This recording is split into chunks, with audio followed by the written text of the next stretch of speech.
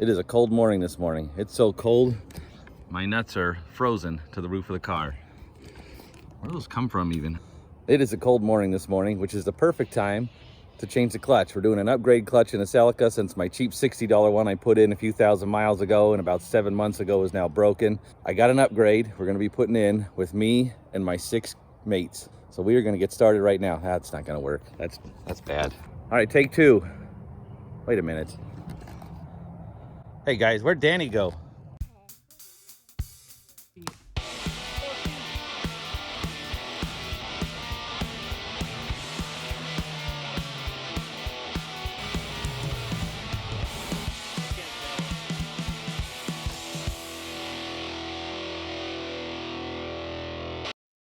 So because I'm working on a hill that's like this at an angle, I'm gonna put the car on it that's at an angle like this, and then I'm gonna lift up the front of the car like this.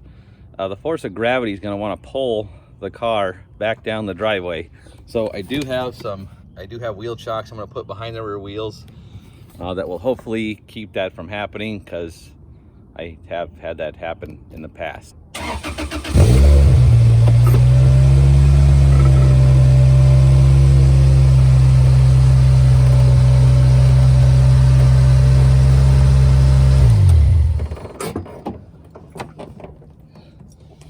Seriously, Brant, stop messing around.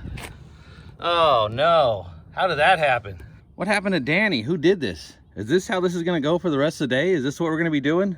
All right, let's get this battery out first. All right, pull this battery out. I gotta take all this off because their transmission mount is right underneath here. Right underneath the battery. So I believe this has to come out. Let me sell it because this gets a little bit tricky. You gotta unplug all these plugs. I think there's plugs over here. I believe I got to take all these wires and feed them back out of the box. Otherwise the box cannot come out with the wires in there. So this is a little bit tricky. You definitely want to disconnect the battery before you remove the ECM. So I got this unplugged. There's a couple of bolts down there, which one of mine is broken. But I believe I can these just pull right out. Just a rubber boot on here. It's a lot easier to do with 2 hands. And this, if I remember right, yep, which I guess I do. I know this is a tight fit. This is not exactly the easiest thing to do here, but if you can do it, they do fit, and hopefully nothing gets broken. The next thing is we're gonna pull this whole box out. Seriously, Brant, always got to be pulling some crazy stunt. All right, next we will remove the air box, I think, intake. We're gonna have to pull the bumper off at some point. Jack the front of the car up. The starter is really the most difficult part, I think, of this whole job. All right, let's take this intake pipe off here. You're taking this off, you got to take a note. There's lots of vacuum hoses and lines and plugs and clips and all kinds of unnecessary garbage on here. You get some leverage here off of something that won't break, like the accelerator cable bracket. Nope, that's not gonna.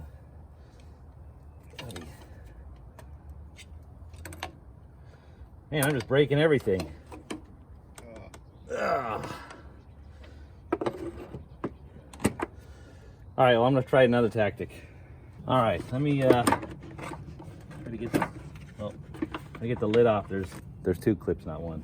Wow, this does not want to get off of there. There's 3 clips, not 1. Get that out of there. Got to come out of here somehow. Oh, I got another plug on here. Yeah, there. That's out. How's the air cleaner look? Mint. Oh, how do I get rocks in here? Oh yeah, dirtfish.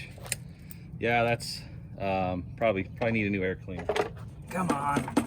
Ah! I got the screwdriver here that seems to be working. This is pretty hard. Probably past its prime with 200 and something thousand miles on it. Being as this is a racing high-performance vehicle, the bumper is held on by a cable tie on either side, or wire tie, and a couple of sheet metal screws. So it is quick release. Oh, whoops. Except for the lights here. All right, marker lights are out. We'll just take this and we'll just throw it over there. Good. What is it? Oh, Dan's got to try it too now, huh? All right. So this is the tray to mount the battery. We'll pull this out right now just because it's here and easy to access. Actually, before we go much further, we'll probably disconnect the transmission. We've got the shifter cable, and the other shifter cable is right down. I can get the other shifter cable's right down there. You just pull the clip. Hopefully those cables pop off.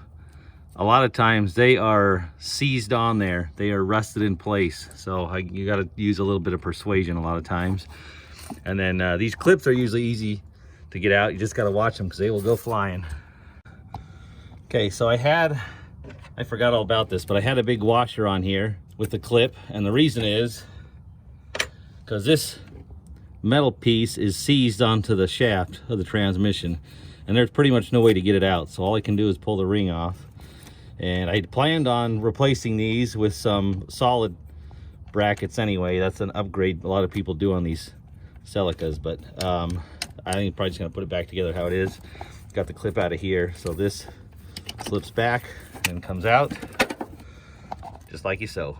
So the last time I had done this job, I've got the hydraulic line that goes to the clutch slave cylinder, and it had got stripped and rounded off. So I did the right thing, and I got a huge pair of channel locks, not these ones, a bigger pair, to break that loose. So I had plans on taking some files and filing all these flat spots down and just making this size a little bit smaller. I never did that, and I'm not going to do it now either. I got a crescent wrench. I think I can get this on there tight enough. And yeah, I didn't tighten it up to a point where it was crazy tight, so that is easy to get out now.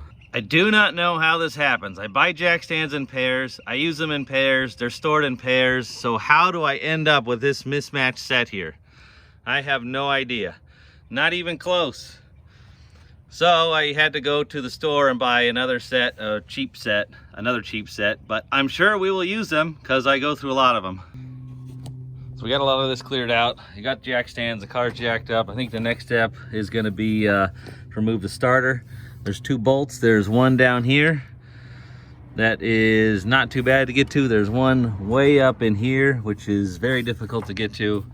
And of course, all the plugs and stuff that go on the back of the starter are right down in here with my fat fingers.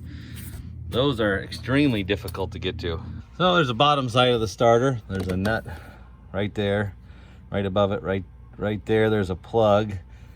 And if I remember right, there's another plug in here. I think it's this one here. I think I gotta unplug this to get it out of the way to get the starter out. Got a lot of pressure washing to do. Oh, we still got some remnants from the Rainier Rumble RallyCross still here in the front of the frame. Just a quick tip when you're working on these cars, you've got a castellated nut here that holds a ball joint on a lot of non-US cars. Maybe some of the US cars starting to have this now too, but if you take this is a tapered fit, so it's usually pressed in there pretty tight. So typically to get this off, you got to get the nut off. Actually, there's usually a cotter pin or clip in there. Then the nut comes off. Then you have to stick a pickle fork or some kind of wedge in here, which typically will tear the boot. So what's nice about these cars, on this one, there's 2 nuts and a bolt down here. You can take this off instead of messing with any of this. And it just makes it so it'll save the ball joint. One of the things I found was I rarely ever will mess with these if I can avoid it, unless I'm changing the ball joint. A few videos ago, I did a video on the Celica. I was explaining that when you hit bumps, the car would kind of pull to one side or the other. Well, this was loose, so I tightened this up, and that was the steering issue that it had. It kind of did its own thing. So it obviously been like that for a long time. It wasn't noticeable. I looked at it a few times. It wasn't noticeable, but it got bad to the point where I had to crawl under here and look at the suspension. And that's what I found, was this nut was loose. So if you work on these, it's always easier if you're planning on taking it apart, putting it back together. pull the nuts and bolts out from down here. They're very tight. You need a very long breaker bar. No plushies were harmed in the making of this video, except for Bryan and Joe and Dan that got pretty greasy. My Among Us plushies are made up. There is no, am I having a stroke? Does that make sense? I don't know. These plushies are based on fictional characters. Any relation, real or imagined, to real life YouTubers is strictly coincidental. And there will be a link to these YouTubers' channels in the description box.